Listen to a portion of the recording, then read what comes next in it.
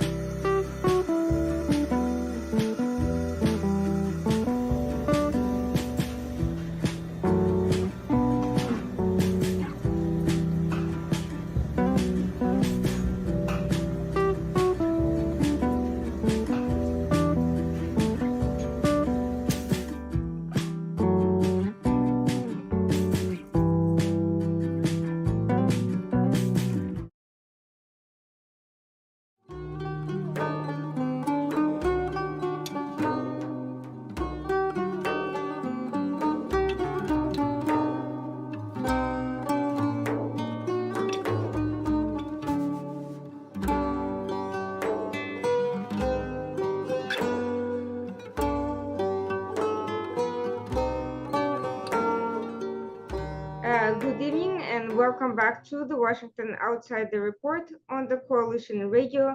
For those who are newly joining the program, my name is Irina Zuckerman and I'm the editor-in-chief of the Washington Outsider. Today's guest is Sirwan Mansouri. He is a journalist and an expert on the plight of the Iranian refugees in Turkey. We'll be discussing Turkey-Iran relations with him today.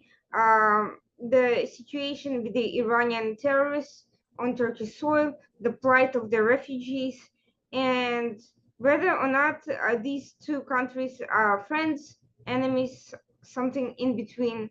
What is the direction of their relationship? What should Western countries know and understand about it? Sirwan, welcome to the Washington Outsider Report. Thank you so much for joining us. If you could start by having you tell us a little bit about yourself. Thank you, Arina. Thank you for inviting me. Hello and hello to you and your audience. First of all, let me to describe myself briefly. I'm Sirwan Mansouri, a Kurdish journalist, Kurdish dissident from Iranian Kurdistan. I was captured several times, tortured, jailed. And because all of these activities, because of my activities in Iran, due to my human rights activities, political activities as journalist, I had to left Iran finally, and reside in Turkey as a refugee. I've been living here for more than 9 years. I have been recognized as a refugee, but still waiting to be transferred to a third country, but not yet. I continue to my activities as a journalist here, and I focus especially on the refugee rights activities because I'm a refugee too. But beside it, I try to reveal the Iranian bad activities, the Iranian correct activities inside Turkey, including the IRGC forces activities, the security forces activities inside Turkey, because you know Iran and Turkey are neighbors. They are a good relationship and mutual ties from viewpoints of economical and as you know, political. So because of that, Turkey is like a backyard for Iran to play in it. And there are many Iranian forces, security forces in Iran. Now, let me to say you some examples. Perhaps you know that Iran has assassinated some journalists inside Turkish soil. For example, Masoud Molavi, one of the Iranian dissidents who was managing the Telegram channel named Black Case. And Iran assassinated him in Istanbul. Even Turkish judicial forces accuses one of the Iranian members of consulate in Istanbul that have been taking part in this assassination, and arrested some others. And for the another example, one of the Iranian journalists named Arash Shoai Shab was kidnapped in one city, one of the Kurdish cities in Turkey, in Iranian borders. And there are a lot of these examples. For example, another example is the manager of one of the Persian televisions, one of the Persian channels inside Turkey that has been assassinated, and it's not clear that who was taking part in this assassination, and it's not yet obvious for us, and the Turkish government doesn't reveal the file for public to know who was behind this assassination. These are just some examples of what Iranian security and emergency forces are doing inside Turkey. But as the Turkish relation with Iran is going to be worse, at that time, Turkey tried to arrest some of these bands, some of these groups, some of these members of Iranian forces inside Turkey. It depends on the mutual ties between Iran and Turkey. Every time they are in a good manner, perhaps Iran has an open hand to do more. But at the other side, when Turkey push pressure on the Iran, or the situation is bad for Iran, so Turkey tries to arrest them, Turkey tries to rebuild them, Turkey tries to send them back to Iran, or just to make them responsible in Turkish courts. This is just some examples I said to you to be clear with the case in this program. Before we discuss some of the very interesting examples that you have mentioned and that I have been trying to follow, I wanted to get kind of a clear picture of what is the size of the Iranian diaspora and in Turkey, and how many of those members approximately consist of minorities such as Kurds, Ahwazi Arabs, or other non-Persian groups? Yeah, the situation is worse for minorities, as you know, because minorities bear double discriminations, multi-discriminations on themselves.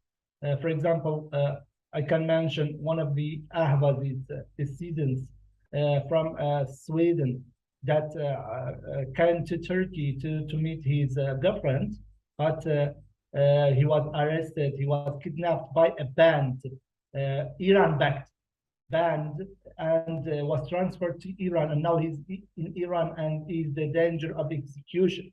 Another example about an Iranian dissident from Germany, I don't remember the name now, that was traveled to some of the Iranian neighbors, I think one of the Arab countries, and he also was kidnapped and transferred to Iran. But totally, if I want to say about the minorities in Turkey, you know that the main minority in Turkey is Kurds.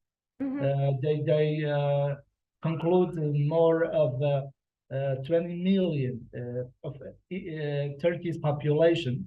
But I think that you mean the minorities, dissidents from Iran specifically, yes.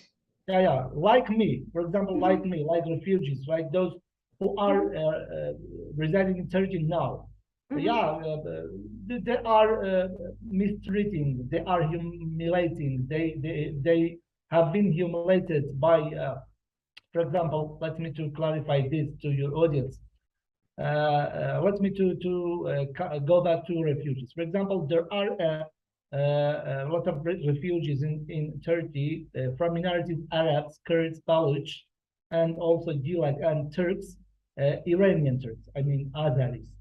But among them, the Kurds bear double discriminations because Turkey see all of the Kurds as the enemy, no difference where they are from, which part of the Kurdistan or other countries they are from. They are enemy with Turkey. This is what Turkey said. And I think Turkey tries to hold their cases, their files, to put pressure on them to leave Turkish soil. I have seen many files, including Kurds in Turkey as refugees, that they have bear a lot of pressure to leave Turkish soil, to go to the other countries, or Turkey tries through immigration office to close their files or to give them the deportation letters to leave the Turkish soil. This is some examples of what minorities like Kurds, among them refugees appearing in Turkey, and about it when they refer to immigration offices in Turkish cities, they are mistreated. They treat like the enemy. They are humiliating. Police officers humiliated them, mistreated them, and they are fearing to object to this, because if they go to judge, they have no rights, because they are refugees and they should respect the regulations of Turkey, the rules of the Turkey. But we shouldn't forget that Turkey is in contract with the UNHCR from past years, according to 1951 Geneva Convention. Turkey should respect all refugees. They have rights according to this contract, to this convention. But unfortunately, Turkey don't look at this attracts, don't pay attention to, it's not important for Turkey. Just what's important for Turkey is the political and economic relations with other countries as Europe. As you know, in these years, Turkey has threatened Europe by refugees. Every time they put pressure on Turkey to treat with refugees as human beings, Turkey threatened them to open the borders with millions of refugees. This is a weapon in the Turkey's hand. This is a weapon that Turkey is using every time. Besides them, $billions of dollars is given to Turkey to stop refugees inside its territory, not to let them to go to Europe, for example. You understand what I mean? Mm-hmm. And what is the size of this Iranian refugee community? How many of these people there are in Turkey currently?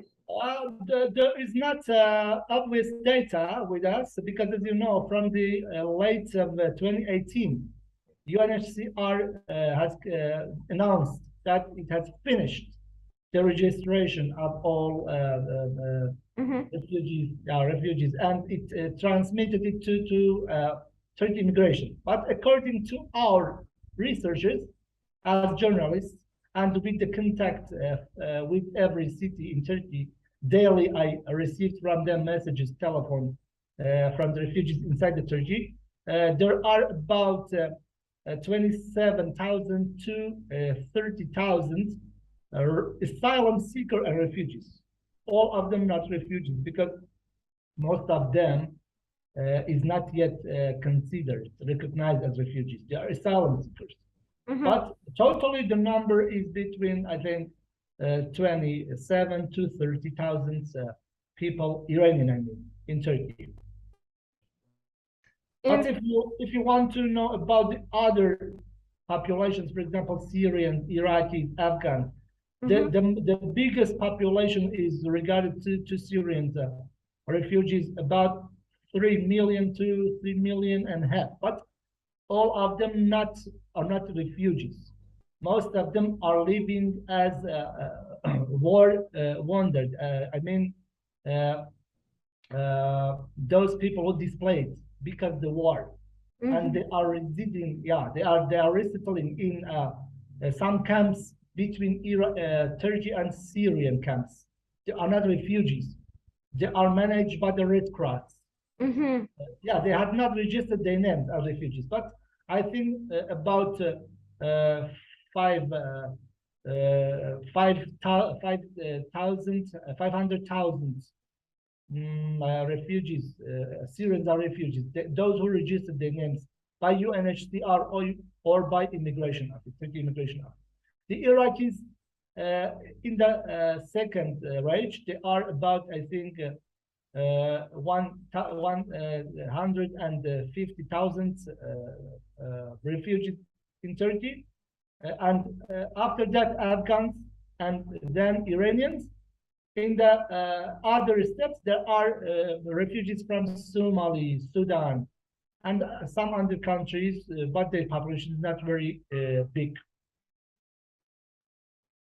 Now, looking at the Iranian refugees specifically, we see that Iran and Turkey, although they have had their geopolitical differences on many issues, one of the areas of cooperation between them has been with respect to the issue of the Kurds, because Iran is opposed to any Kurdish rights movements, and so Turkey has also made various excuses against any Kurdish autonomy or any human rights movements. Now, can you tell us more about the nature of the cooperation between Iran and Turkey on this particular issue? Sorry, because of the sound coming out, I didn't understand. I didn't hear you clearly. You want to tell about the Iran and Turkey cooperation on what? On the issue of refugees in general and Kurds specifically, because they both have they see it as a problem. But what exactly, how do we see that cooperation? What is the formal and informal agreements, and what actions, joint actions, have they taken? Listen, Turkey tries to, I think, Turkey tries to hide more of these actions from the media, from the press, I think, because as you know, what is happening now to journalists, to refugees in Turkey is hidden. We just hear about them, for example, 1 month after what happened to them. Yeah, it's because of that you know, Turkey is a country that's dependent on Iran for natural gas, for electricity. Yeah, they have, as I told you before, great economical relationship. Because of that, Turkey tries not to put pressure on Iran. Iran has an open hand in Turkey. I think, but at that some conditions that it's revealed, for example, in press, in media, and Turkey has no other choice to arrest them, to capture them. But in most cases, Turkey, I think, tried to turn a blind eye on the cases which happened to Iranian dissidents. I think because Iran is one of the origins of the refugees. We call the country of origin. Yeah, country of origin of many refugees. Turkey is a transit country, not a third country, because Turkey is not safe for us to resettle it. We are here for some time, and we should be transferred to a third country. Turkey is a transit country. Because Iran and Turkey are neighbors, they are near. Most of the Iranian dissidents try to come to Turkey to register the names as refugees. This is a great amount, source of money, source of advantage for Turkey, because these refugees spend money in Turkey. When their families come to visit them, they're spending money in Turkey. they rent houses, they pay bills, they buy foods, they buy things. All of this is money, hidden money that goes to Turkey pocket. Okay, so Turkey is satisfied with this situation, but in some cases, when Iran put pressure on Turkey in mutual relationship, Turkey tries to put a blind eye. But in some cases, Turkey has no other choice to revolt them. Because when press, when journalists, media reveal some cases, Turkey try to reveal it too. Because if do not so, it will be very worse for Turkey. Because here is a bit different with Iran, as you know, because here is secular. Although the Islamic party is in power, but here the institution is secular to some extent. It's better. It's better than Iran. But I told you, this is a mutual relationship. We should look it from the viewpoint of economical and social. What is not important for these two countries, I think, is human rights, is human beings' souls. Okay, they look at refugees as numbers, not as human beings. I think. Now, getting more into the specifics of that, you mentioned earlier Karimian, the assassinated Iranian TV TV producer, TV manager, Iranian TV TV manager. Yeah.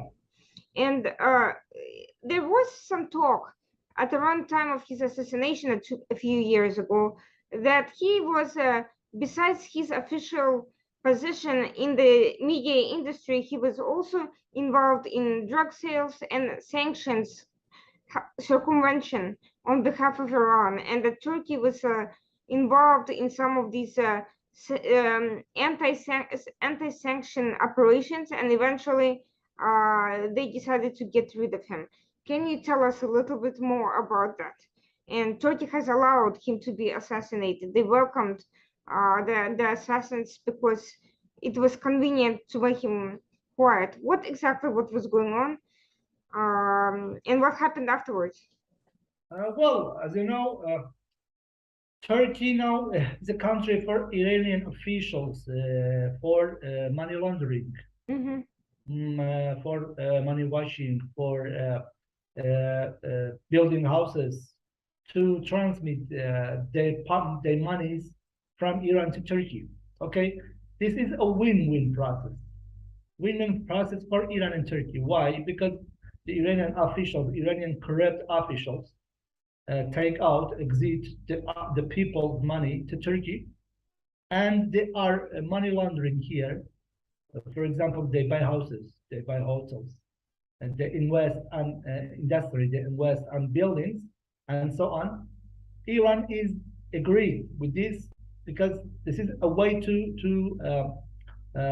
cancel the sanctions, as you know. Okay. And some of the Turkey banks have involved in this process. As you know, Halkbank, the manager of Halkbank was tried by court inside US, Halkbank. And Turkey is agreed with this process too, because Turkey needs money.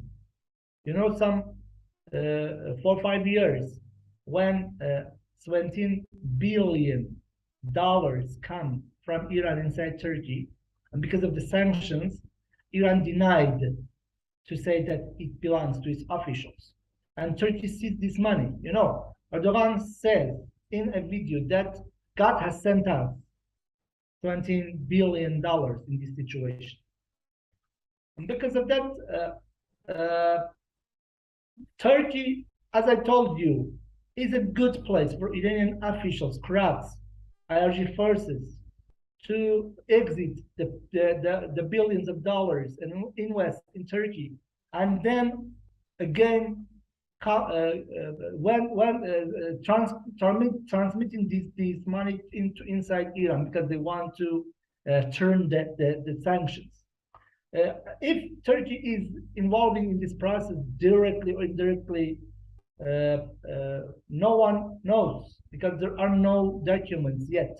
But according to media and according to opposition, to journalists, those who are acting in these fields, they say that Turkey is involved in this process.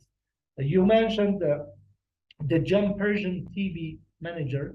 Unfortunately, I don't remind the name. Kariman. Yeah, that's right. He was assassinated in Turkey. Some said that it was because of the money problem. Some said it was because of the corruption. But no one knows what is really went on in this process, and it's not obvious yet for us. And I think the judicial first of Turkey, in some cases like this, try to close the file, try to not telling the public what's going on, because I think now what's going on in Turkey is that I don't see a power in judicial force. I mean independence. There is no independence with judicial force in Turkey because they are a part of government. They are not an independent force, I think. They are part of government. As you know, because after the coup in 2016, the government tries to capture many of the dissidents, the journalists, those who were disagreed with the situations. And after that, I think the judicial force has lost its independence in reviewing such cases like that. Okay? So it's hidden for us now. No one knows what happens. But according to past cases that journalists have reviewed, we can say that it refers to sanctions. It refers to security forces, Iranian security forces inside Turkey. They have participated in these activities, no doubt. But no one captured, no one arrested, no files open in the court. Okay, they try to put these files in the shadow. Now, for the public. Now, the Karimian case seems to have died down, but the situation with Habib Shabi, the Ahwazi from Sweden, who was lured into Turkey and abducted by the Iranians, now that's an interesting situation because Turkey is a NATO member. Turkey tried to impede the process of admitting Sweden to NATO, and under the excuse that Sweden was supposedly siding with Kurds in Syria and endangering Turkish national security, and made a big deal. And then Turkey said that, everything is okay, that they're not opposed to Sweden joining NATO. Meanwhile, you have the situation where a Swedish citizen is abducted from Turkey. Turkish services have allowed this abduction to take place and taken no action to prevent this from happening. Did not cooperate really with Sweden on trying to hold anyone responsible for an abduction of Swedish citizen. Has this issue of this individual who was lured into Turkey, was there an implicit agreement between Iran and Turkey over the abduction of this Ahwazi guy? And where does Sweden come in? Because we haven't heard Sweden put any pressure on Turkey for its role in this abduction. As you know, the name was Habib Sivet. The name of these Arab dissidents from Jibha al-Nizar al-Ahwaz. After that, Turkey said that we have captured a band, an Iranian band. At the top of them was an Iranian, unfortunately Kurdish, from Oromia city. I know the name, but can't remember at this time. The Turkish officials mentioned that he has run away from Turkey to Iranian soil. The head of the group, the band, But told that they captured some of its band members. They tried them. They put a trial for them in the court. But what was the final conclusion and decision? No one knows. This is what I told you. Turkey tried to put these kinds of files in shadow because it has the great effects on Turkish society, as you know, because the Turkish society in these days and in the recent months, especially because of the economical crisis, the Turkish population is divided. The government is divided into two groups: the government defenders and opposition. Most of the people now are not satisfied with this situation. They are objecting. I see all days inside the city, in shops, in streets, they are speaking about this situation. The price is very high. And people have no power to spend money as past. They are dissatisfied with this situation, and most of the talks are about the ongoing election in the next year. They predict that Erdogan may fail in this election. In the opposition, I mean, especially CHP party, may have a coalition with other parties to come to power again. Yeah, these are the realities of the Turkish situation nowadays. What they are trying to say that we are fighting against Iranian influence in Turkish soil. But what we see in reality is that we see no conclusion. What is outcoming, we don't know. So imagine the opposition comes back to power. Would that affect Turkish arrangements with the Iranians at all, or do you think they will continue as per usual and will not have much impact?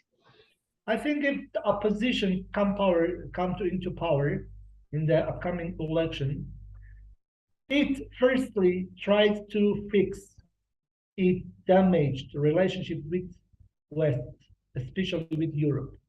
Because as you know, nowadays, the relationship with Europe is not in a good manner, in a good situation. It tries to fix it.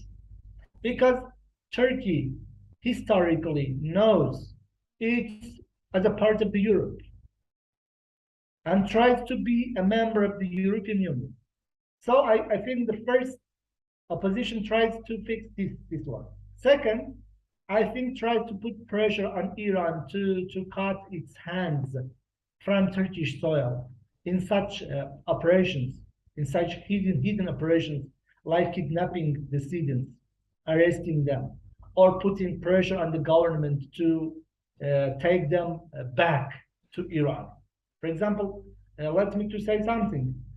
Some of the dissidents, including me, the Iranian regime investigating their family members daily, weekly, monthly, in order to put pressure on them to go back to Iran. What is waiting for them? Everyone knows. Jail, execution, and torture, and long-term sentence, prison. We know all. But I think the opposition tries to decrease these operations, to put pressure on Iran, and to decrease its dependence on the Iranian energy. I think it tries to find some new ways to displace with the energy need in Turkey, because Turkey is highly dependent on Iran, especially natural gas, Iran and Azerbaijan. And it tries to be more closer with the Europe because they have common interests. especially confronting with threats like this, with security threats, with such operations, with I think terror threats inside their soil. This is my prediction. I think it may be so. Now, getting back to the Iranians in Turkey, we are seeing that there's been a number of attempts to abduct or kill Israelis who have been visiting Turkey. There was an attempt to kidnap, a businessman to kill a businessman that was thwarted. Then there was an attempt to abduct a number of different people. Eventually, a group of Iranian terrorists were arrested by Turkey. Now, who exactly were those terrorists? Was that IRGC? Were those separate groups that Turkey will claim were just bands of criminals? Who exactly was behind those efforts? Yeah, well, Turkey has revealed a few information about this operation because they took it as a secret operation. They took it as a security matter for their country. But as I told before, the Turkish relationships with other countries differs from situation to situation. For example, as what is happening to Iran is the same with Israel. As you know, some years ago in Switzerland, in Davos, as you know, Erdogan and the president of Israel had some conflicts in speaking when they accuse each other that suppressing their people. After that, they closed their embassies inside each other's soils. But in the recent months and especially recent year, Turkey has tried to fix this problem. For example, with arresting some people that has tried to kill the Israeli people, the Israeli citizens, and the Israeli traders inside Turkey. Israeli people who have, for example, invested in Turkey in organizations, in investment, building, other projects. Turkey revealed some of the cases to show Israel that it tries to develop the relationship, that it tries to decrease from the tension, that it tries to fix this relationship, which has broken from some past years. And Israeli, on the contrary, is willing to fix this relationship too. Because Israel, as you know, is located in a place in the Middle East that is surrounded by some countries that don't mention Israel as a formal state. They don't accept it. They have historical problems with Israel. But Turkey is different. As you know, Turkey is a Asia-Europa country, Eurasia country. Turkey is originally Asian, but tries to behave as a European country. So I think Turkey-Israeli relationship is going to be better, but what happens to bands, to groups, Iranian groups that have been arrested is not clear for us because they leaked few information for the public under the name of the country, as you know, immunity and security manner. So we don't. What is possible about who were those people? Were those Turks who were working for Iran?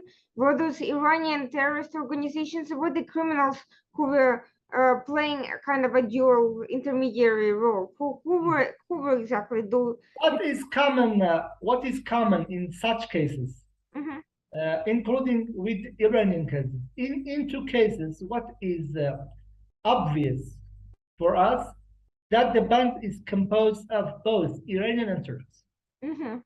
Yeah, some of them are Iranians, some are of Turks, because as you know, Turkey is ahead of the mafia in the world. I want to say the mafia, one of the mafia's head starts from Turkey. Yeah, because Turkey is in the way from Asia. It is the door of entrance from Asia to Europe, to West. So it is clear that some Turkish citizens is always involved in these cases, both in Israelis and in Iranian dissidents. That's clear. But who is responsible majorly, who is in the first step, we don't know. Because what we know is according to Turkish officials. And as I told you before, they leak a few information on these cases because they take it as a national security case. But what's obvious, Iran can't do such assassinations, kidnapping without Turkish citizens' help. Of course, they are involved. Of course. How were they able to get that far, as far as getting to the identifying these targets, without getting the attention of Turkish authorities much earlier on? They got to the point of actually physically taking control of some of these Israelis or abducting the Iranian dissidents. So they had to have long intelligence planning inside the country, and they must have been there must have been some level of coordination with the local authorities. So explain to me this mysterious situation. These guys, are plotting, they're traveling back and forth from Iran and Turkey, they're meeting, they're getting information about the location of these people. Then at the last minute, when they almost succeed, they get arrested. And then right after that, Erdogan goes to Tehran for a big summit, and there is no mention of what just happened when you had Iranians trying to kill Israelis on Turkish soil. You have Egypt making a statement saying that if Iran tries to do the same thing in Egypt, it will affect the relationship between the two countries. I don't know what happened in Egypt and whether they tried it, but they made that statement anyway. Turkey goes physically travels Erdogan to Iran after this happened and made the news and says nothing. So my question is, how is it possible that on the one hand, Turkey is looking to improve relations with Israel? It supposedly saves lives of all these people. But on the other hand, they operated for long enough that they got to the point of grabbing somebody physically, and he managed to escape without Turkish intelligence intervening up until that point that the guy escaped on his own. What is going and then nothing happens, and there's no big scandal with Iran, and there's nothing, no diplomatic issue, no statement from Erdogan about don't do this again. Is it fair to speculate that the entire situation was coordinated to make Turkey look like they're doing something, and the whole thing was a setup?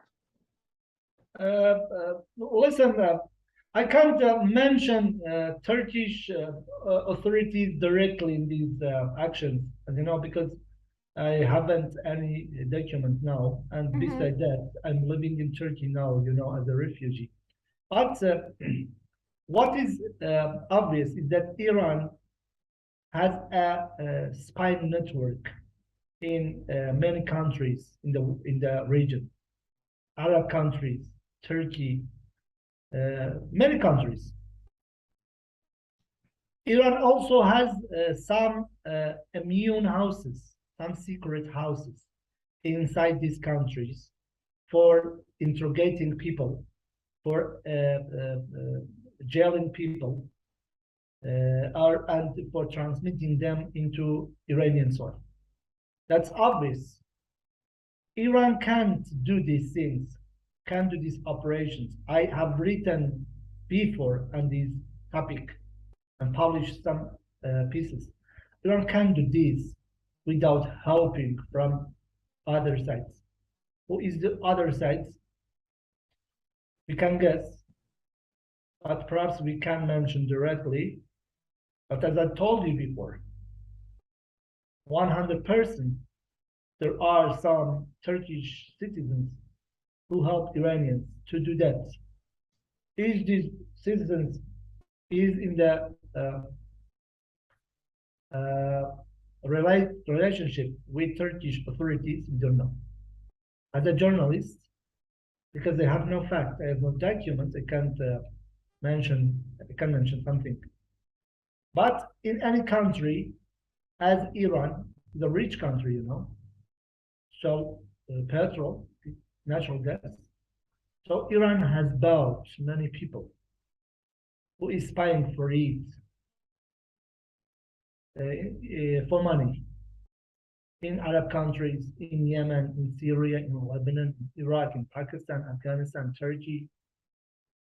And even, you know, some months ago, some news has published inside Israel that some citizens were spying for Iran, you know, perhaps. Iran has tried to spread its principles, Islamic principles, Shia principles into other countries, into other regions, from Lebanon to Palestine, to Israel, to Iraq, to Turkey, to Cyprus, to everywhere. So no doubt, there are some people who are helping Iran. Is there any direct relationship from these persons to the authorities of that countries? We don't know. In some cases, may have direct relationship, but we have no document yet. In Turkey, we have no document yet. May there be some documents that be revealed in the future? No one knows. Now, well, but there are, there are some hidden hands that help these people, that help Iranians. Some hidden hands. You know what I mean by hidden hands. Now, politically, we are seeing that Israel and Turkey just normalized relations. For the first time in 15 years, they will be sending airplanes to each other's countries. At the same time, Erdogan just criticized Israel, attacked Israel during the latest flare-up with Hamas, and despite Israeli requests to get rid of the Hamas members who are living in Turkish territories, they're still there, and they continue to be there. And as I said, Erdogan was just in Iran. He had a discussion with the Khamenei. He launched an operation in northern Syria without permission from anybody, and still Erdogan manages to be okay with all sides. How is that possible? Khamenei, Putin tell him, do not attack northern Syria. Erdogan says, I'll do it anyway. He goes and does it, nothing happens. Erdogan goes, tells Israelis, let's normalize. But meanwhile, you know, what is he doing to prevent these Iranians from continuing targeting Israel? He doesn't say anything in public. He doesn't make any statements to Iran or to Israel or to anybody else. He doesn't say what measures are taken to prevent this from happening in the future. Iran, you know, gets a bunch of Iranian agents arrested in Turkey. There's no problem. He just, you know, normally there would be a scandal if something like that happened. You know, you arrest a bunch of people he claims to be Iranian groups. Iran does not react. How do you explain Erdogan's ability to play all these sides and nobody asks any questions? I told you before, Turkey is a country that wants to take advantage of the situation. Turkey is a country without underground resources, without petrol, without gas. You saw in the Ukrainian Russian war that from one side, Turkey sells drones to Ukraine, on the other side buy seeds from the Russian. Yeah, Mhm. Turkey is a country, because of the geopolitical situation, it tries to take advantages of the situation that's happening now in the region. From one side, it tries to threaten its relationship with Islamist countries like Iran, and they are now in a coalition with Iran, Russia, and some other countries against the West. In Syria, for example, they are a coalition against the West. And from the other side, it tries to normalize its relationships with countries like Israel, with West. This is double standard policy of the Turkey, especially in the Islamist party, which now in the power. Okay, because of that, I said you that after the election, the situation may change, because the opposition looks the world completely different from the party that's in power in Turkey. You can't fight against with the West, with its democracy, with its values, with Israel, with the free countries, with the free world, fight against them, and from the other side you want to normalize your relations. It's not Now, this possible. now there I'm seeing contradictory behavior in Erdogan's actions. So on the one hand, okay, he's trying to get economic and political support from whoever he can before the elections because he doesn't want to lose. And the opposition is, sees that nothing is working. The economic situation in the country is catastrophic, and even with all these normalizations, he still probably there's a good chance he may lose. On the other hand, he makes promises to all these other people. He'll get rid of Hamas. He'll get rid of the Muslim Brotherhood. Meanwhile, we're seeing openly Turkey hosting Muslim Brotherhood.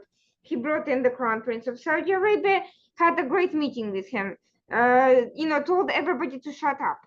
But at the same time, the media continues to attack him, continues spreading Muslim Brotherhood messages, and continues hosting gatherings, that of people who are constantly attacking Saudi Arabia. So on the one hand, okay, Erdogan has motivation to try to be politically, get support, get money from Saudi Arabia, from Israel, from whoever. But on the other hand, he continues to attack them, and everybody sees what he's doing. People are not stupid. They all have intelligence services, and they all have politicians who read the newspapers. So is Erdogan really afraid of losing the elections, or is there something else going on? Because he's not acting like somebody who is changing his behavior. He's acting like somebody who still wants to keep his base happy. So why is he going through these motions when it's obvious that he's not really changing anything? The leaders of AK Party have variously and seriously expressed that they are a part of Muslim Brotherhood. They don't hide this reality. But as I told you, there are some countries in the world with double standard policies. Among them are Iran and Turkey. When they are in a strong condition, they try to attack others. This is the same for Iran and Turkey. But when they are in the weak position, like these positions, both for Iran and Turkey, they try to reconstruct, to remake, to refix their relations with others, because they know that it's impossible for them to live in the world, in the free world, without any normal relationship with others. They know that. They are politicians, but they look at their beneficials. Okay? So this is double standard. And with the countries that trying to do these double standards, I think the world and the free world should have a very real policy to make it clear for them that's impossible for you to play in this game because you should obey the rules.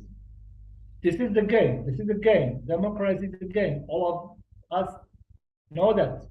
But all the players should obey the rules. It has some rules.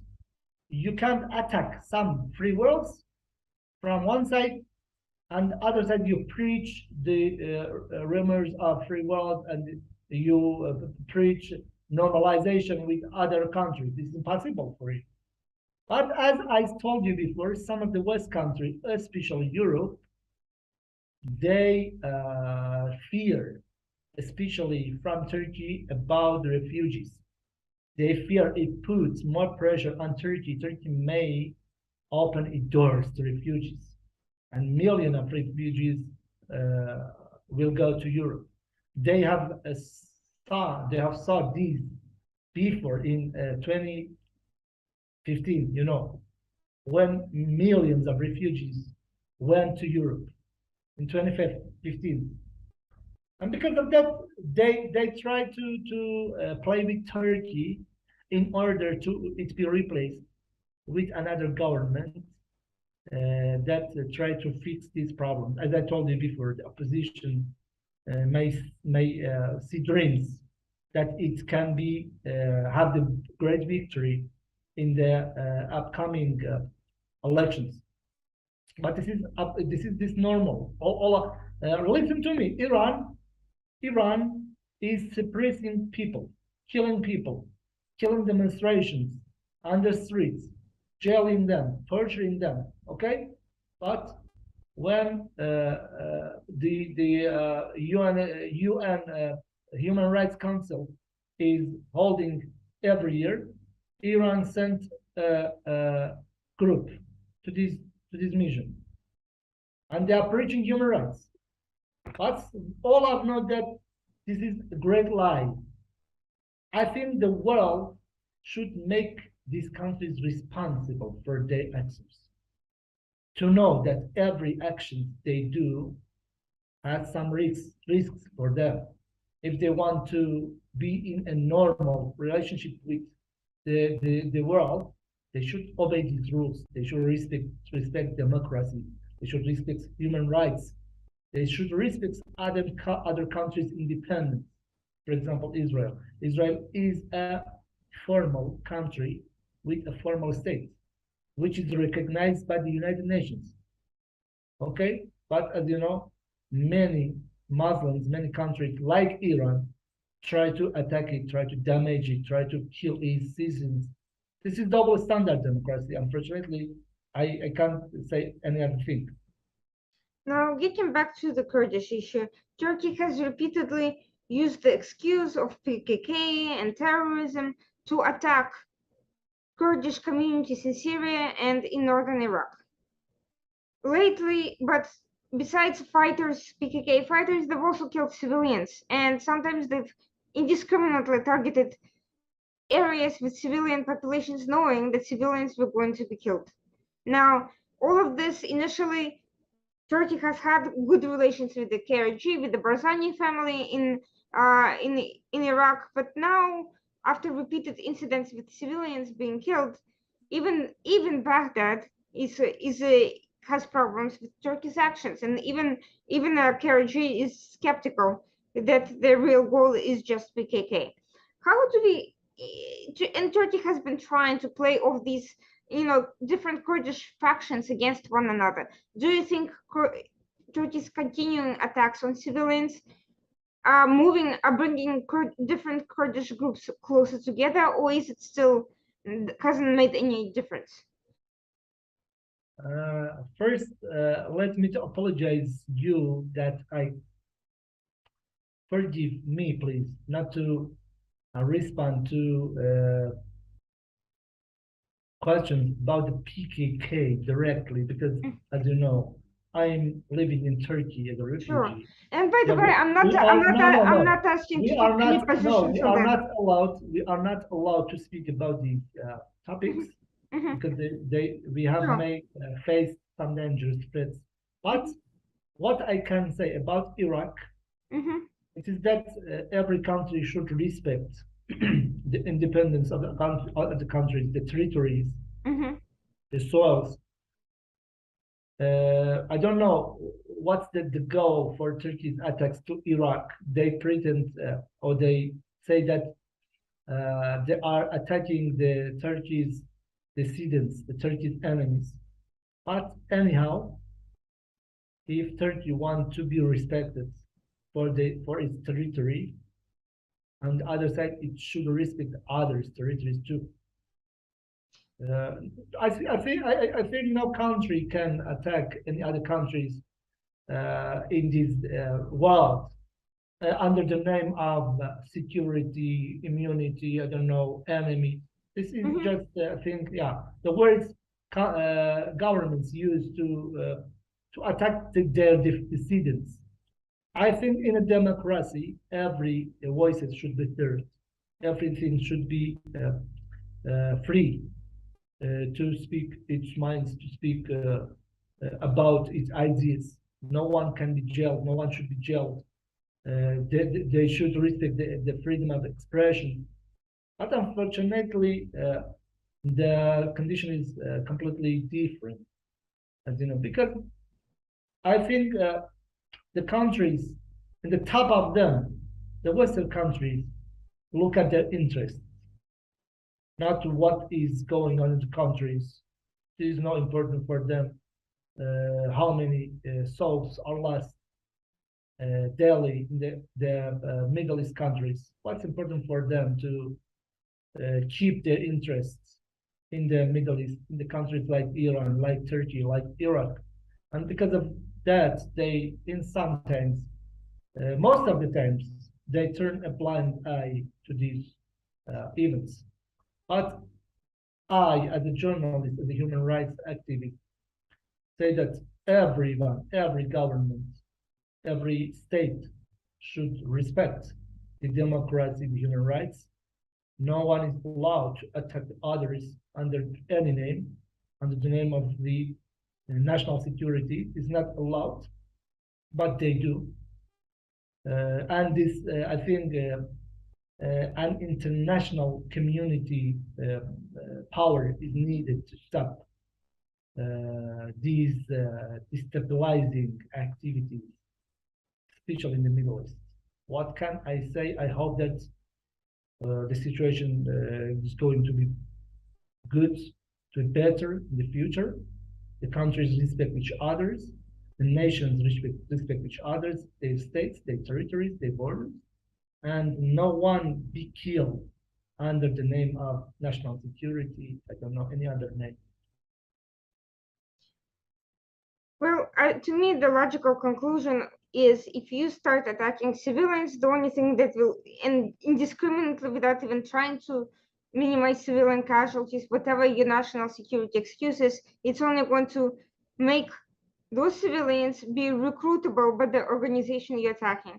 They're going to see you as an enemy, and instead of, and they will are more likely to become a threat to you than if you take measures to protect them. So whatever Turkey is doing is clearly counterproductive. They're creating a cycle, a perpetuating cycle where more people are going to be skeptical of their efforts and not wish to resolve whatever the problem is in any diplomatic way. Like that to me is very logical to see what's going on, because after all these years and all these separations, I don't see anything changing. It hasn't made anybody stop whatever they're doing. It hasn't ended, PKK existence, and it certainly hasn't created. This has been no strategic success for Turkey from its actions. So I don't understand why they keep doing the same thing. To what end? It doesn't seem to be aimed at changing.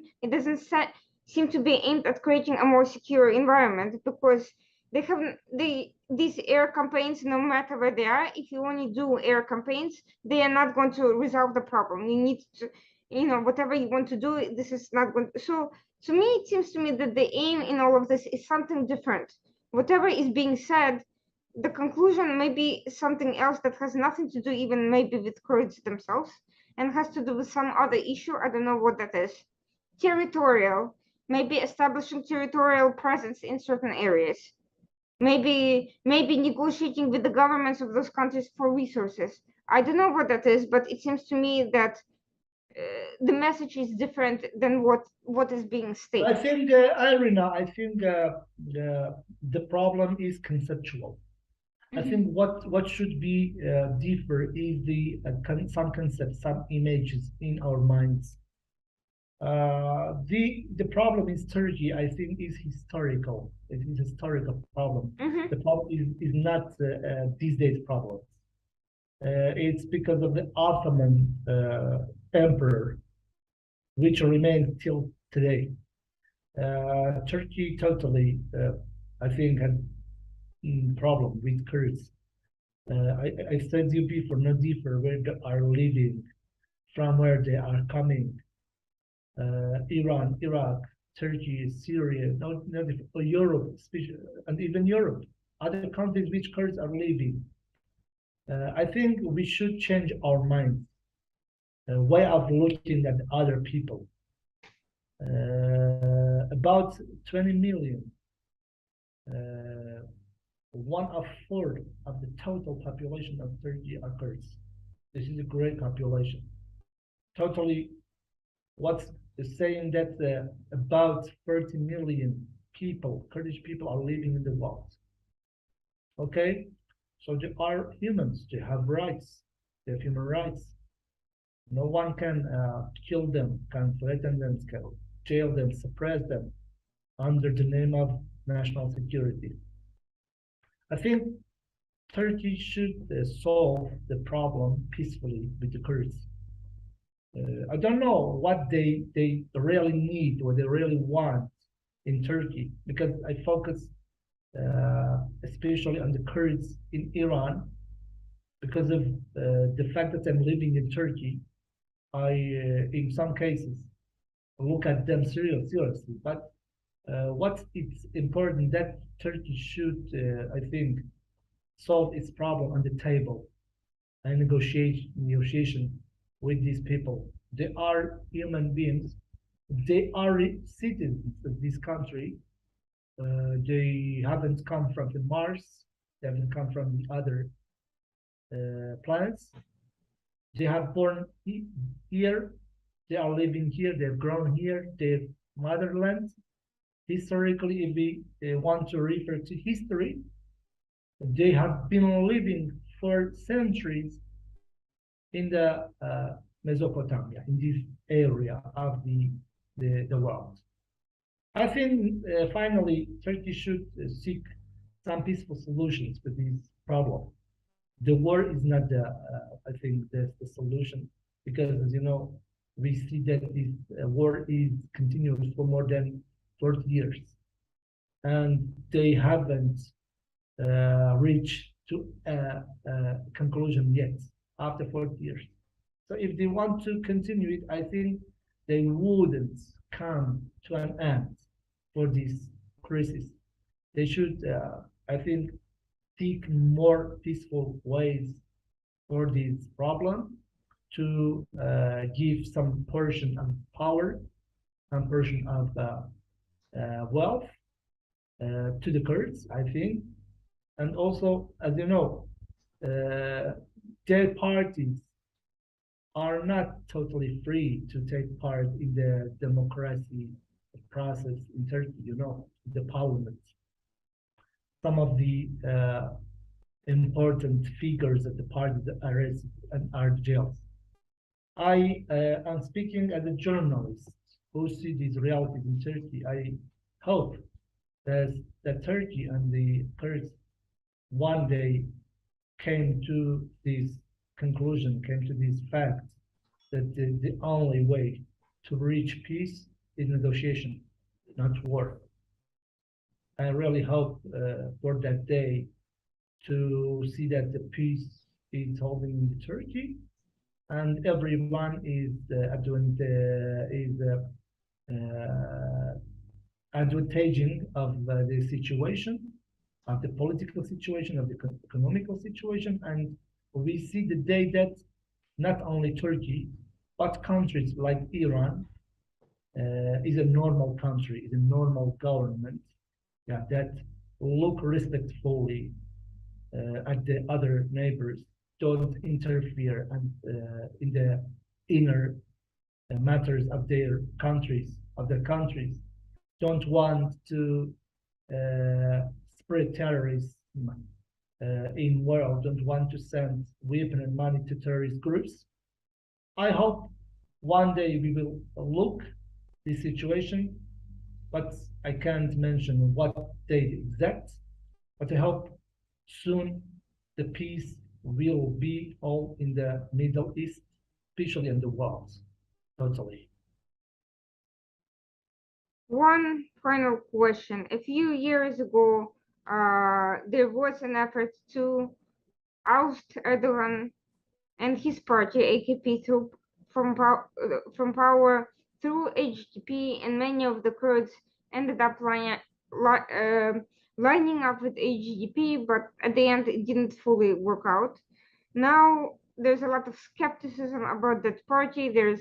I believe that it's not effective, that Erdogan gutted it, and to the extent he took away immunity of some of the parliamentarians, threw some people in prison, and infiltrated the party with some of his own supporters. Sorry, what did you mean actually by some activities 4 years? Do you mean coup? No, I mean politically, during previous elections, there was an attempt. Yeah, changing from prime minister to presidency, you mean? Do you believe that HDP will have any significant role next year, or do you think some other parties are going to be more particular among the Kurdish and the refugee population have their support? Who do you think is the party that is most likely to be attracting new following in the coming year to oppose Erdogan? I think that the refugee crisis now in Turkey is not really a crisis. I think Turkey government has changed into crisis because I think mainly they don't want to lose this population of refugees because they help the economy of this country. They don't earn any money from Turkish government. Even UNHCR and other countries will give billions of dollars annually to Turkey, but no one is benefiting from this money, no refugee. Refugees are working with low prices than the Turkish citizens. They are working in works that the citizens don't want to do that.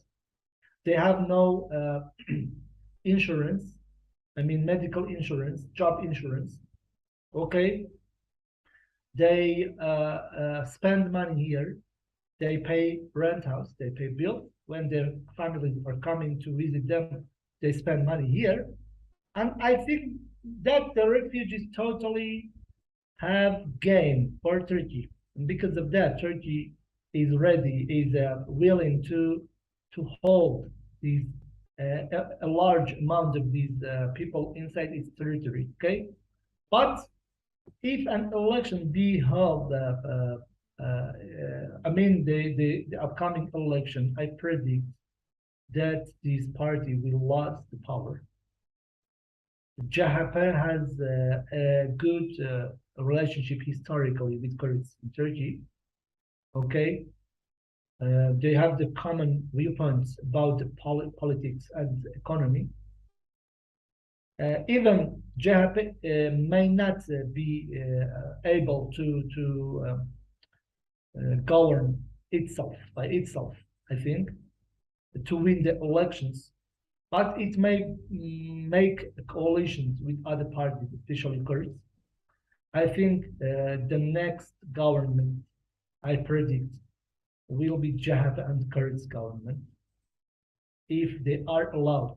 HDP, I mean, if they are allowed to take part in the elections, if they are not be forbidden by illegal activities. Okay. What I see nowadays in Turkey, I hear from its citizens, a large majority of them are disgrateful, dissatisfied with the situation. They put a lot of pressure on their shoulders, especially with economical situation nowadays. The economical situation is in the first step for them, first grade for them. Because you know that the Turkey has not a stable economy. It depends on the foreigners' investment in this country.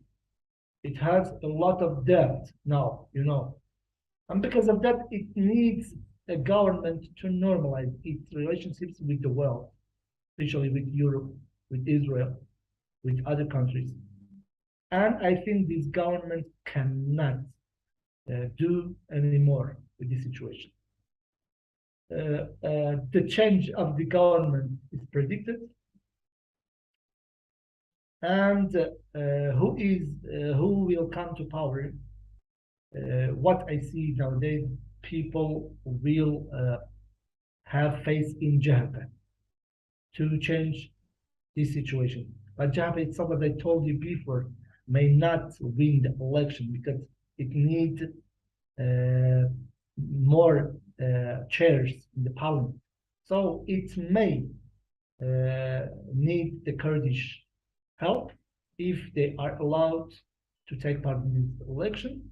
I think the next government of this country will be a Japan Kurdish coalition, or some other small parties, because MHP may not take part in with Japan because they are completely different. MHP is in coalition with AK Party, the Erdogan parties, but Japan and Kurds historically have good relationship. They may shape the other governments, and as I said before, I predict that they first try to normalize relationship with world, especially with Europe, because they know themselves originally a European country, not an Asian country. And I think if this happens, it will be a very great change in this region, in the Middle East, because Turkey is an important country. It is, as I told you before, the entrance door from east to west. So any change in this country will affect other parts of the world. But we have seen, if there's one thing to see, is that Erdogan is exceptionally good at political survival. Why would he not ban any small or even not so small party from running in elections if they can change the outcome against his interests? Sorry, I didn't understand you clearly. Repeat it again, please. Why would Erdogan not ban the party if he believes that they're going to be a problem for him politically? Why didn't ban the parties? Erdogan ban the parties, you mean? Yeah, why would he not ban the party? Which party you mean? I don't understand your question clearly. Why would he not ban the party? Sorry, I didn't understand. Why would he not ban the party that is causing him that can change the outcome of the election? You said if they are not banned, they can be in the coalition. Why would Erdogan not ban them? Yeah. You mean the other parties than Yes. the other parties? Yes.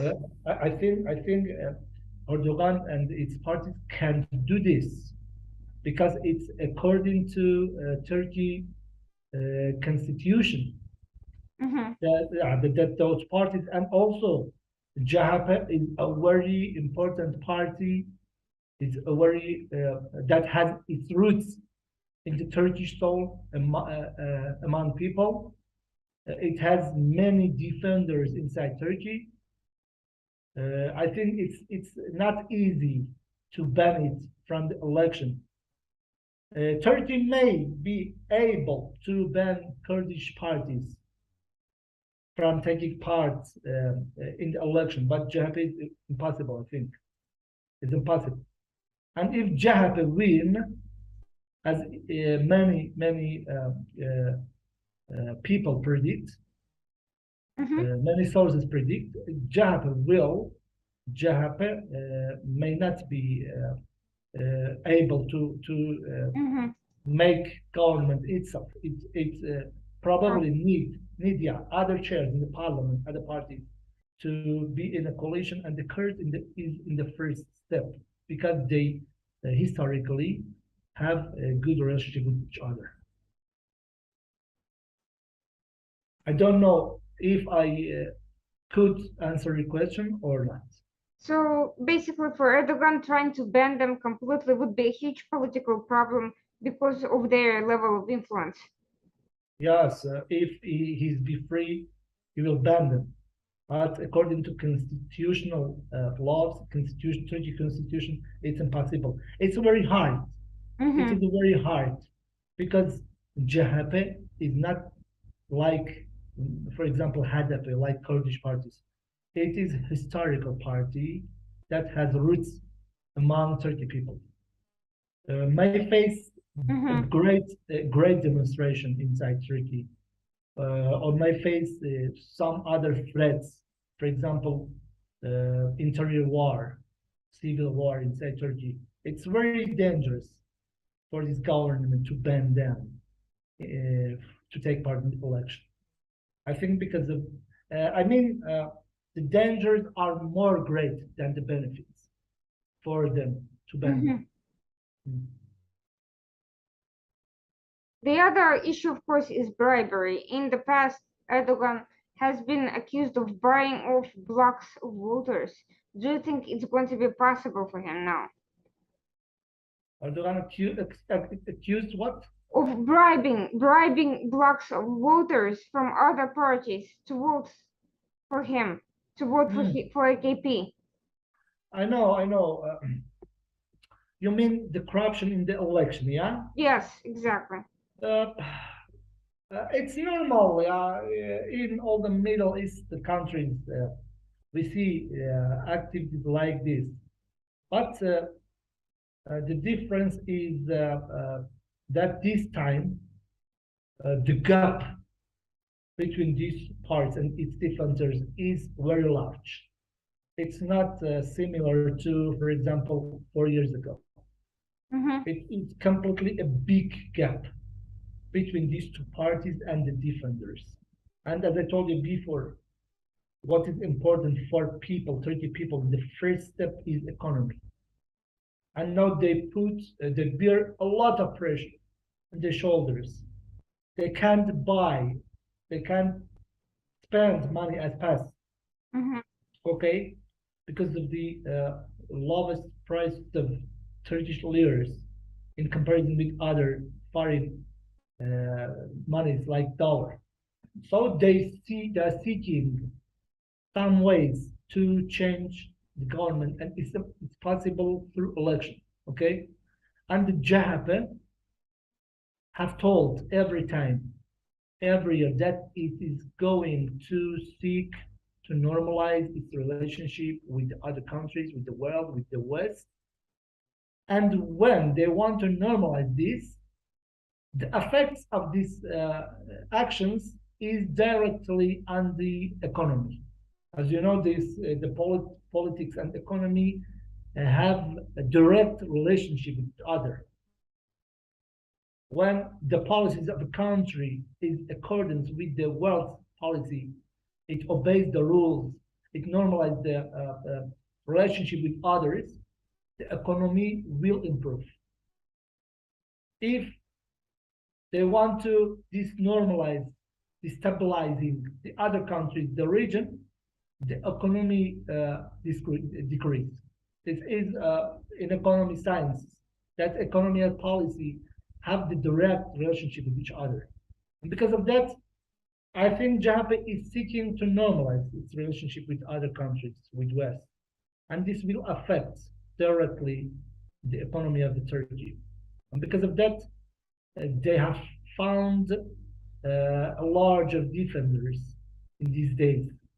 And it's going to be great and great. as we are going toward the elections, they will find larger people, larger voters, especially those who didn't vote in the past elections. This time want to come out, and vote for JHP, and for those who want to change this situation, because there is no will in the government of this country to change this situation. It has, I think, the needed time. It has the complete chance and time to change the situation, but it didn't. It didn't because in the economy, they are obeying the Islamic rules. Islamic rules. Erdogan has said every time that we can change the central bank policy. We can't pay more money to people that are holding their money in the banks, because it's against Islam rules. You know, it's haram. And because of that, there is no will in this government to change this situation. The initiative will is with the opposition, and I think the opposition will win the next election. Well, it remains to be seen whether Erdogan's populist appeal to heroic is basically proof sufficient for him to overcome all the problems that he's facing, or whether Europeans and others can breathe a sigh of relief when Erdogan's political and economic mismanagement finally catches up to him. In the meantime, we'll be continuing to watch the situation and hope that there comes an opportunity between now and then to put pressure and improve the plight for the people, for the refugees, for the minorities who are suffering under the current policies. Thank you so much, Sirwan, for joining us today and for highlighting these important issues that are generally not covered in the mainstream media in the United States, and frankly, even a lot of the time in Europe as well. Thank you, Irina, for inviting me. Thank you for giving me this opportunity to speak with your audience. As a refugee, and a journalist, I hope that the situation will change, and the change will affect also the refugee lives, the refugee situations here. That the next government, I mean, opposition, will take a correct policy towards the refugees, and not to treat them as hostiles. In fact, it's territory to help them to exit this country and resettle in a safe country. And I hope that all these situations may change and will help the world to face peace, freedom, and democracy for all the people in the world. Thank you again, and thank you very much for giving this opportunity to me. Thank you so much for everyone who joined us today. This was Irina Zuckerman, the editor-in-chief of the Washington Outsider, and with us today was Mr. Mansouri, Mr. Sirwan Mansouri, as a journalist specialist in the rights of the refugees in Turkey. And we were discussing the Iran-Turkey relations and the plight of the minorities and the plight of the refugees, particularly those from Iran. Please join us again next week, same time as usual, Tuesday nights at 9 p.m. for our next program. Thank you.